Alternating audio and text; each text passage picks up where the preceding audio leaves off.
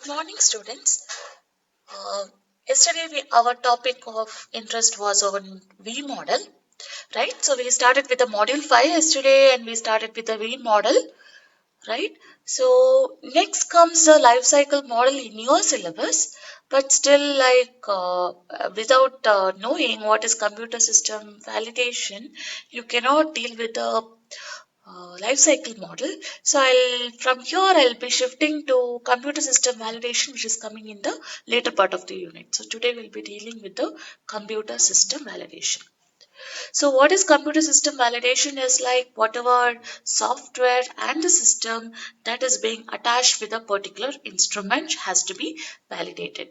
So when you tell it's a computer system, it's a combination of hardware involved in it and software, and also there is a user who is involved who should be a technically sound person who is able to use the system. Right, so when you tell about the system validation, it is both about hardware and the software validation. So why you have to validate is like by the principles that have started in the 1987, that is the FDA principles. So these things have started, that is the process validation has started in the year of 1987. That is why when you come to the automation or even the system software, even those has to be validated with respect to these guidelines. So why it is computer system is validated is that you are giving a high degree of assurance that your product is a software in this case and a hardware associated. So both are meeting the specification. So whatever a particular person has kept forward, that is a requirement by a particular customer or from the production side, when they have kept a particular requirement for me, so your purpose is to meet their requirement. So you are giving a high degree of assurance that is there is no error that is being involved in this manufacturing, either the hardware or the software. So and also it is meeting the specifications and the quality attribute. So that is why you have to validate, and it has to be abided by the FDA regulations, and it should be abided by the uh, failure and corrective law. That is, so in case if there is a problem in the software or the hardware, so what are the corrective measures you are going to take care for the valid computer system, that is the software and the hardware. So that has to be taken care. So both your validation should abide by the FDA guidelines, and also this failure and corrective action should be also taken care. So you are as a contracted resource of software and services to pharmaceutical and other life sciences company, we are responsible for ensuring that our software products are compliant with federal regulations. Also, you have to be very sure that it is under the federal regulations, that is FDA regulations, as well as the failure and corrective actions to be taken. So when you are validating, you are reducing the risk and legal liability. That is, the number of failure products that is coming out of your domain is going to be reduced if you validate it before the release of the product. And software is constantly evolving to keep up with the increasing complex need of the people that use it. Therefore, validation is an ongoing necessity. Now, you have to document it, right? So the when you say about validation, so validation is like checking whether the process is in place and also documenting whatever you have verified. So the prior importance of validation is that you have to document it. So when you are documenting, you have to include your test data, summary reports, whatever the procedures you are involved in validation, and also certification forms. So this validation document is uh, common to common across all the validation procedure, being it API, being it water, being it analytical instrument, you have to maintain a validation documentation. Now, who are these system owners? So system owner is a person who is going to work on the system, right? So there's a hardware owner as well as a software owner. So hardware uh, owner is a person who is being responsible for whatever changes or whatever invention they have made with respect to the hardware system, right? So when you say it is a computer system validation, it includes both the hardware and the software. Now if you take the hardware components. It may be with respect to the CPU, the monitor, and if you want some modification in the hardware system, whatever modification you have to go across. So all that will come under the hardware system, whereas the software is with respect to the coding, programming, and all those things. So that will be developed by a technology person. So he is the responsible for this software working, right? So the software will be installed within the hardware, so that is called as a hardware application. So most of the softwares nowadays, it is being termed as application, and even our mobiles have app, so that is also called as application. So whatever coding they are writing with respect to some of the software systems or the apps, or the people who are involved, that is the technology people who are involved, are called as system owner or the application owner. So there are two types of owners involved, so hardware as well as the software owners. Now you have to create a validation master plan before going into the validation. So now you have to check, or you have to analyze from the starting whatever you're going to validate, or you're going to check the process. So first, what are the components required for validation, that has to be identified, and what are the process you are going to involve to validate them, and how you are going to prioritize the components for validation, and what are the activities that are assigned, and whatever the establishment of the specific procedure to support the validation should be done. So now you're identifying the components that are required for some validation. You prioritize which has to be done first, whatever activities assigned, who are the responsible person who are being uh, present there, who has designed it, so that has to be identified, and establish site specific procedure to support validation. That is, with respect to your site, that is where you are located, you have to adopt your procedure for the validation. Now, with respect to though there are four types of validation, what you have learned in the previous modules. So here in the software or computer system validation or the software validation, you will be looking into these two validations only, that is prospective and retrospective. So prospective is done for a new system, and retrospective is done for the existing system. So existing system, if there is some concordant concordant usage of the same system, then you have to go for the retrospective. If some modifications or some new system has been involved, then you will go for the prospective validation. So validation process, this involves, so before the validation, you have to go for the qualification process. So if you remember, you would have studied the process validation begin at a later stage after qualifying something. So whatever the qualification you are doing is the design qualification, installation qualification, operation qualification, as well as the performance qualification. And now you're after qualifying, you will be going inside, or you will be starting with the process validation procedures, which is with respect to the types of validation, that is prospective, retrospective, etc. So this is just a brushing up of the validation process. So if you see here, when you establish your master plan, now you have to plan how your project plan has to go on, and then you will be qualifying the system, right? And now these are the qualifications what you have to do. So yesterday we have seen about the V model.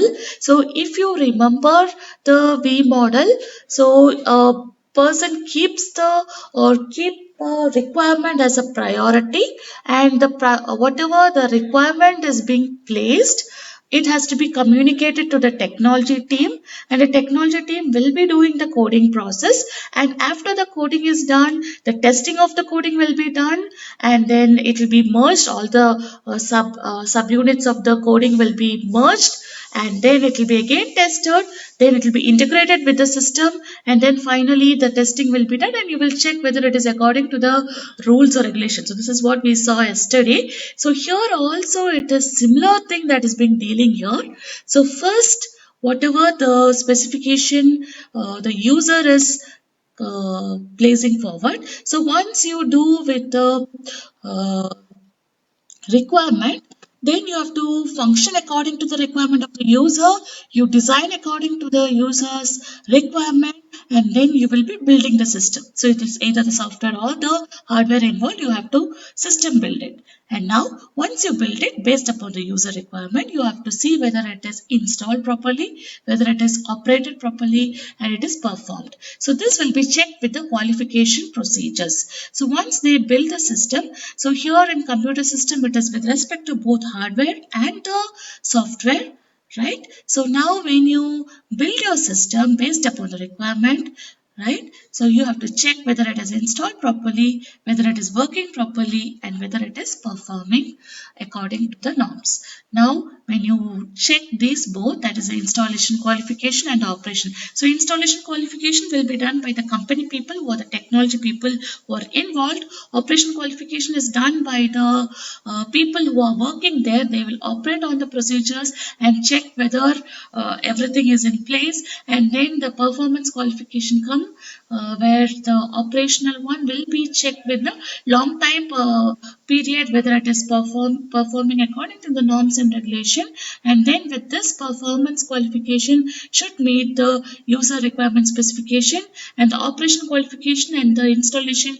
qualification should meet with the functional specification and the design specification. So this will be checked with respect to the user requirement. So now once you install, whether the design is met, you will be checked with respect to the hardware and the software components. Whether it is operating properly, that will be verified with respect to the functional specification as well as the design specification.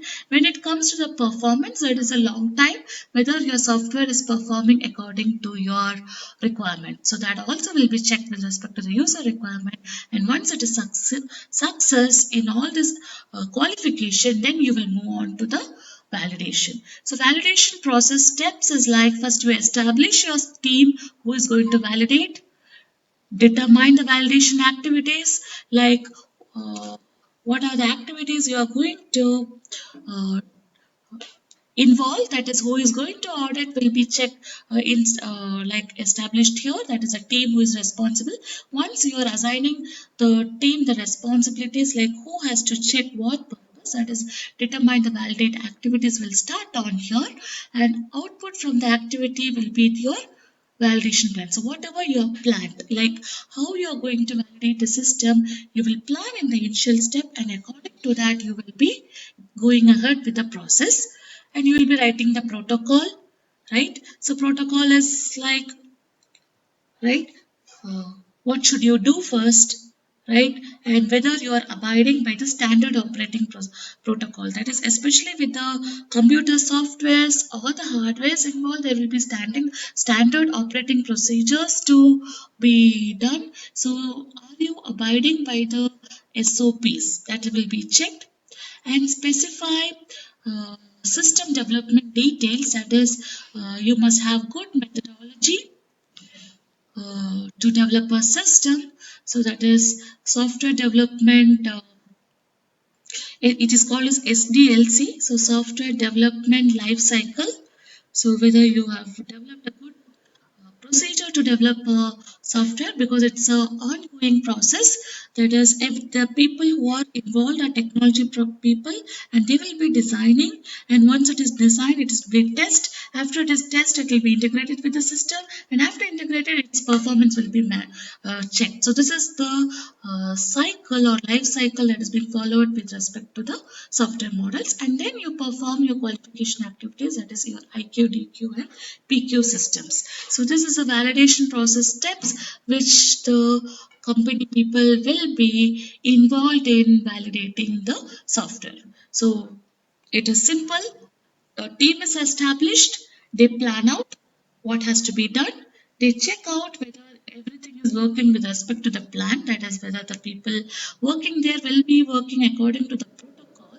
So protocol as well as the working procedures will be checked, and then you specify the details, how the software is being developed. That will be specified as a life cycle, and they check whether it is maintained. That is, even if it is software or hardware, it has to be periodically maintained. Unless and until you maintain the system, it will not perform according to its quality requirement. So that has to be checked here.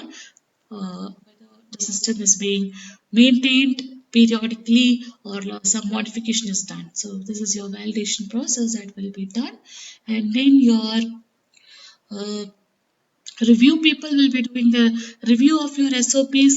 What are the training procedure? That is when you involve or when you establish a new software, there should be training that has to be done according along with that. So whether the training procedures are in place, and you certify the system, that is whether it is validated or not, and then you will be reviewing it periodically. So these are the final steps of the validation process, that is developing a SOP, developing a,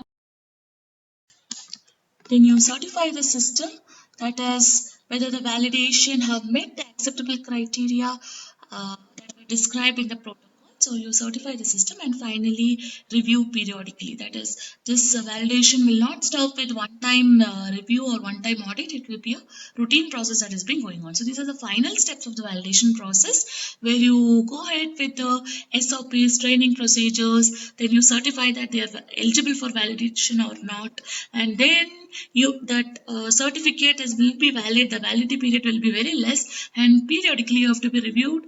And in case if you have to modify it, or some procedures are modified, you have to review periodically, and again the validation process will go on. So this is like a cycle which is periodical process. So I'll take an example of validation of HPLC software, right? So you can see this validation. So this is an example of a computer software that is being developed by some technology people. So when you tell HPLC, it is our system, that is analytical instrument usually used in QC and QA labs, right? So it will be associated with a computer.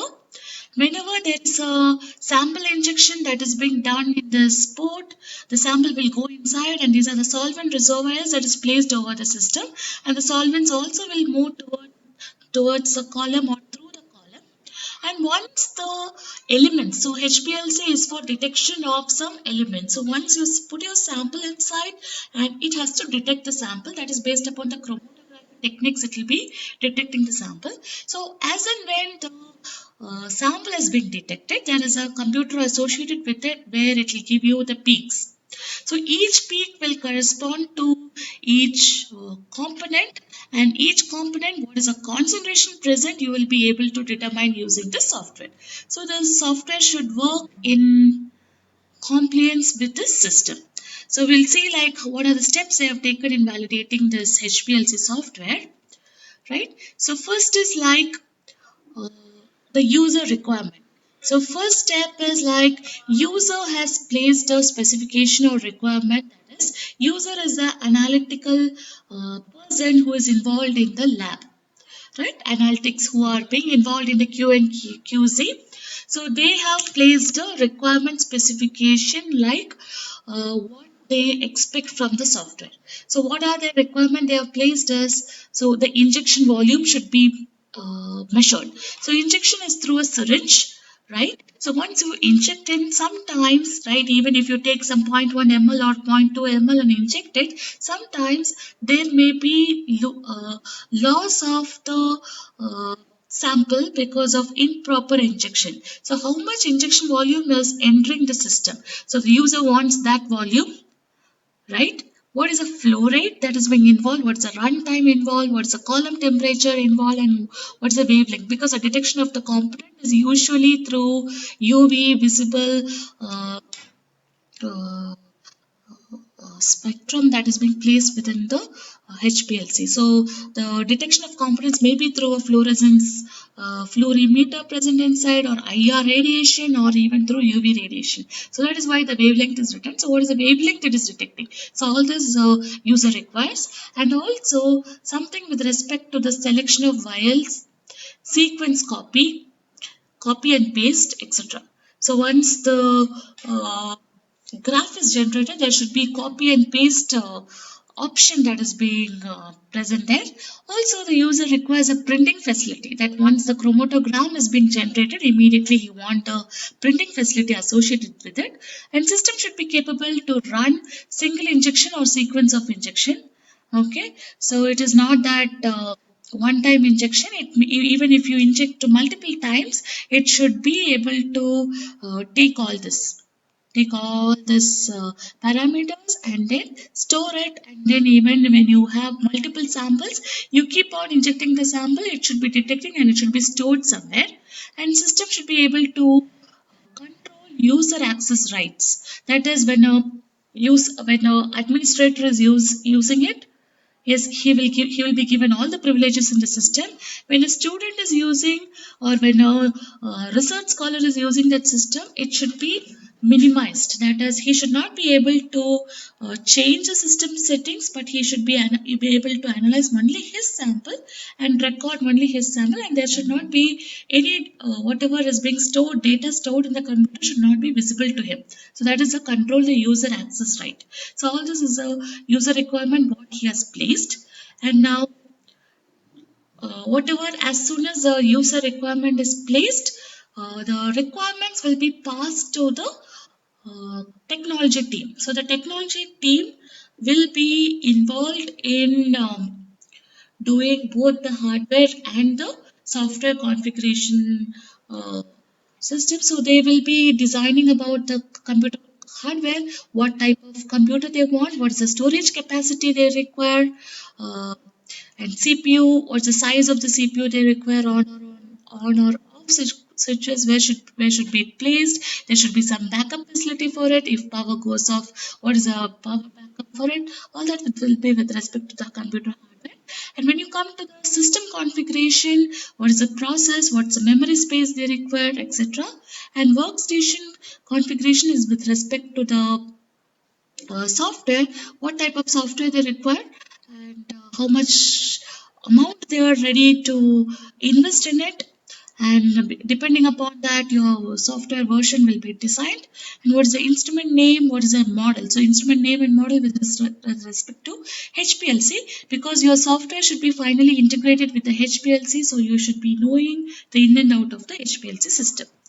So once it is done, right, the software will be designed, right? So once you design the software, you have to test the software, and then you have to go with the installation. So installation of the software will be done in the computer system, and that will be integrated with the HPLC. Check all documents. So installation qualification will be the first step, which will be done by the company people who have designed the software and the hardware. They are now coming with the system to install along with the HPLC. So they are checking all the documents. That is, during the testing of the software and the hardware, whether the testing has been passed, right? So most of the hardwares or softwares when you buy, there will be seal, that is, it is okay, tested, verified. So you are checking whether all the documents are in place. Check the system for any damage. Is there any damage of any system? Install by connecting all the components, right? You're installing all the components there one by one, and then your that as your hardware. Then inside your, during your software installation, the license key has to be given, the installation and whatever downloading they require, all that will be done in the installation step. Then they are switching on the system, then they are installing the software again for the minor installation later on, and configure, because the user requirement is that he requires a printer associated with it. So whether he has configured the printer and other equipments along with it, and list all manuals and SOPs related to the equipment. Okay, so whatever manuals or SOPs, that is how to use with the software, there should be a standard operating procedure that is being involved there. So that has to be installed, and finally you are preparing a report on that. So this is an installation qualification that is being done. Installation of the hardwares and also the installation of the software uh, combined with it, and also with respect to the printer and the other equipments, how better you can install it. So that will be done in the installation qualification. So whatever you are installed, whether it is working properly or whether it is in the operating stage or not, that will be done in the operation qualification. So computer system qualification and software qualification, whether you are able to operate. So that will be done in the operation qualification. So with respect to the hardware components and the software components, you are checking whether it is in the operational status. So it is operating fine, and now you are going for the checking of one by one devices, that is computer boot up, date and time, because most of the softwares that will work with respect to date and time, because your license criteria, agreement, etc. will be with respect to the date and time. So system and date and time should be configured, hard disk should be in place, printer driver should be working, network connectivity should be there in case the user wants to take the data to a different system, then there should be network connectivity there, and software version, whether it is proper, and the agreements are license agreements are in place, and all that will be checked in the computer system qualification. And software will be qualified later, that is workstation software. What is your workstation software? It is with respect to the HPLC.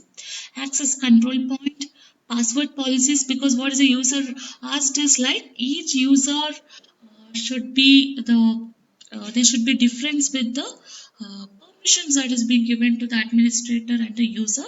So there is password policy that is being involved. So whether it is working on audit, trail check, application software, whether it is working, functional, method preparation check, method edit or delete.